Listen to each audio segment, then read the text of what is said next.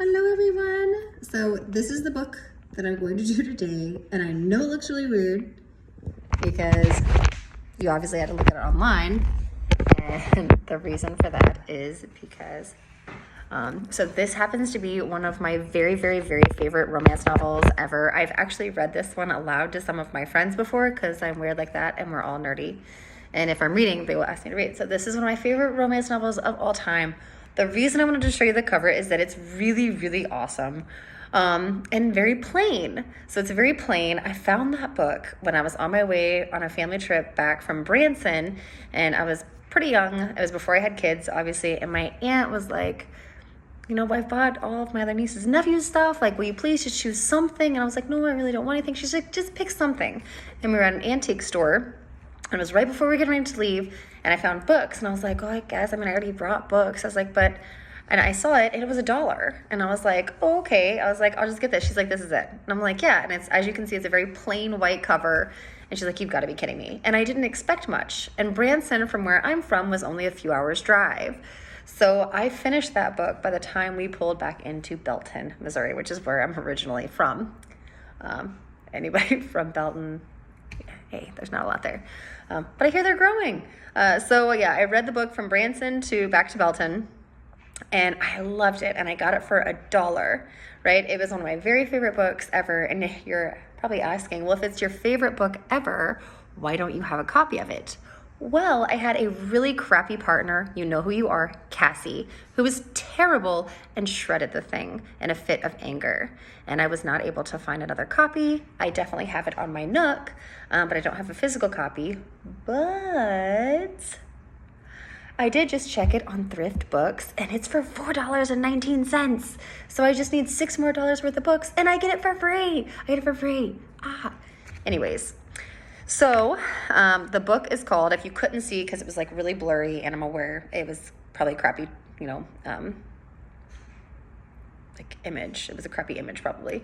It's called The Bride and the Beast, and it's by Teresa Medeiros. I hope I say that right, Medeiros. And I just found out, which is why I love doing these book reviews, that it's actually a part of a series called her Once Upon a Time series, and she has other ones. And this one, as you could probably tell, is based off of probably, Beauty and the Beast, which is one of my very favorites. I do love that, obviously, because books. And the library, I'm going to have one day. So if you're interested in that one, check out her other ones, which I have not got a chance to read yet. If you have read those and they're awesome, please let me know. Or if they're terrible, give me a heads up before I read them. In the comments below, please. So as I said, okay, real quick, I got excited because it's my favorite one. And I was still mad at Cassie. You suck. Just saying. Okay, so, though I hope you're better now, but you suck then. Just saying. You're the worst. So The Bride and the Beast, you got for Thrift Books for $4.19. Again, books over $10, free shipping in the United States. You can get it from Amazon for $7.99 on your Kindle or paperback, it doesn't matter, and a hardback copy of it for $12.52. Or you can get it from Barnes & Noble for $7.99. The lusty reader for this one is a 6. I could have probably gone with a 5. There definitely is erotic talk in it, but nowhere near like some other romance novels. It's actually pretty mild compared to the other ones that I prefer reading, like I think it's like Karen Marie Moning has some that are pretty like, oh dang girl, you're going all the way in there on that. This one is a little more mild, but it is talked about, so I don't want you to, again, don't give it to, a 10 or 11-year-old and just be like, this is fine. Anne said it was fine. It is in there. They do talk about it, and they think about it. Just saying. And they eventually, just saying. It's a romance novel. So, what I love about it, so the book is about, you have 2 characters, and the girl is probably the brainiest in the village.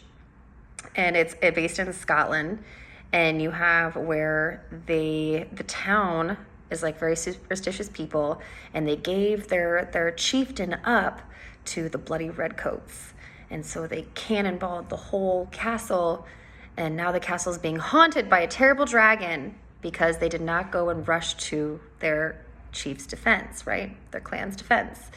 And so the clan thinks they're haunted, and there's like a dragon haunting them, asking for things. And apparently the price, for their treachery was gold. And so he eventually asks for gold. And instead they give the brainy book one up as a sacrifice. So she's now in this broken down, poor castle, poor dear.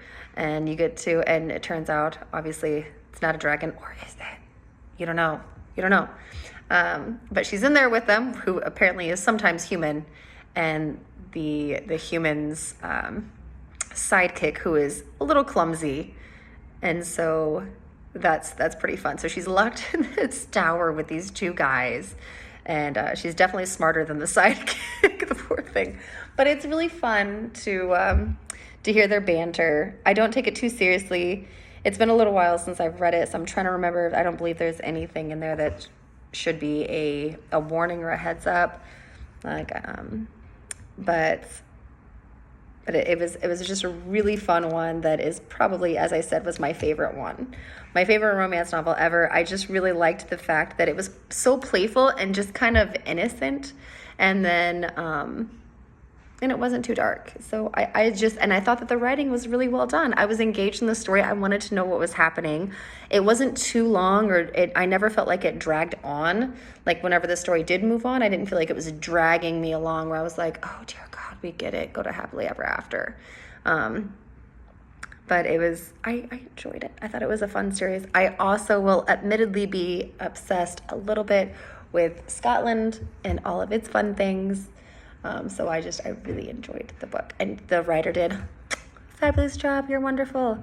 So if you want a really fun one to read and a fun adventure to go on, go with Bride and the Beast. I definitely give it a sticker. I'd give it 2, actually. It's so good.